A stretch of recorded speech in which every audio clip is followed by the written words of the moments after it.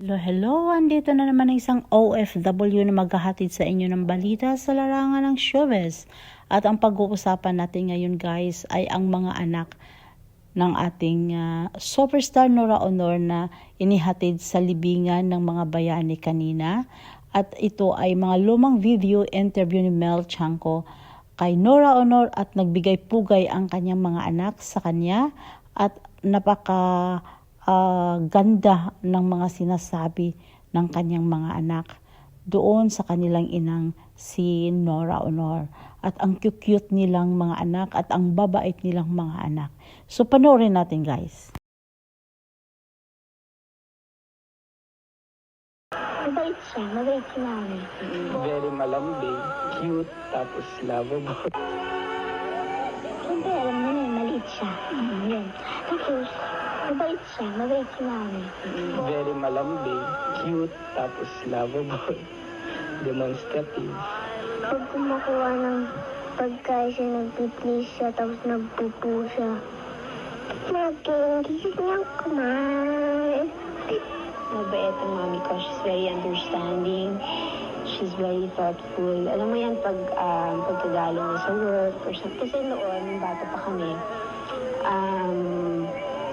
minsan nga kami magkita kasi pagising namin sa umaga, tulog pa siya dahil nga magdamag, nagtatrabaho, nag-shooting. So, ginagawa na lang namin, nagsusulatan kami, pagkatapos, yun lang bali ang naging communication namin dati. Tapos nung tumagal-tagal na, nung naging teenager na ako, yun, mas naging close kami.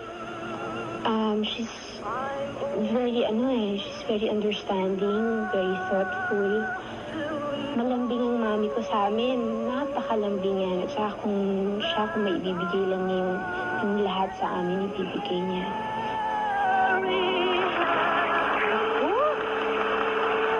Walang pinakamasarap sa isang ina kung hindi marinig yung ganong mga kataga mula sa iyong anak. Ano ha? Nakapag-inti yata. Hindi guys, paano yun? Alam mo, marami akong nadidinig na bali-balita, no? Na yung mga anak mo, napakagaganda ang paglaki. Very respectful ang mga bata, walang gulo, hindi nagda-drugs, napaka mabababa din ang loob, ano? And to think na ang mother nila is a superstar, medyo mahirap i-reconcile. Paano ginawa yon? Paano mo ginawa? Alam niyo po, sa totoo lang ho, at aminado naman ho ako, hindi ako pwedeng magsinungaling. Malaki ho ang pagkukulang ko sa mga anak ko. Kaya nga po, ako mismo ay nagtataka kung bakit lumaki sila na talagang hindi katulad ng iba. Na sabihin na natin na kapag hindi na asikaso masyado ng magulang, ang tendency ay nagre-rebelde. Parang ako ho, hindi naman. Biro lang. Yun nga po, yun lang ang may pagmamalaki ko sa mga bata na kahit na yung hindi ko masyado silang naaasikaso, pero lumalaki sila na marespeto sa kapwa. Ang isa lang na naaalala ko na lagi kong sinasabi sa kanila na huwag nila iisipin na artista yung mami nila, na yung tinatawag ng ibang tao na superstar. Basta't lagi ko pong sinasabi sa kanila na tayo ay pangkaraniwang tao din na kailangan matuto sila na yung mag-isa. Para hindi po umaasa sa halimbawa sa nanay o sa magulang. Kasi minsan mahirap din po yung kapag umaasa ka sa magulang, ano man ang mangyayari. Gusto kong lumaki sila na alam nila ang takbo ng buhay sa mundo. At alam nila kung paano nila pangalagaan ang sarili nila.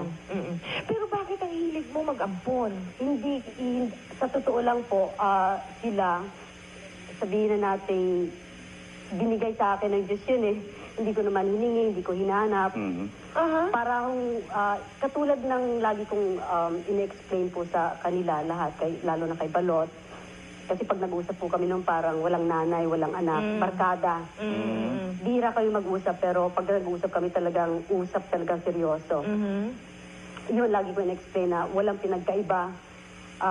Si Balot, kay Ian dahil sa si Ian nga lang, ang pinagkaiba nga lang nanggaling sa, siyempre sa ng mami.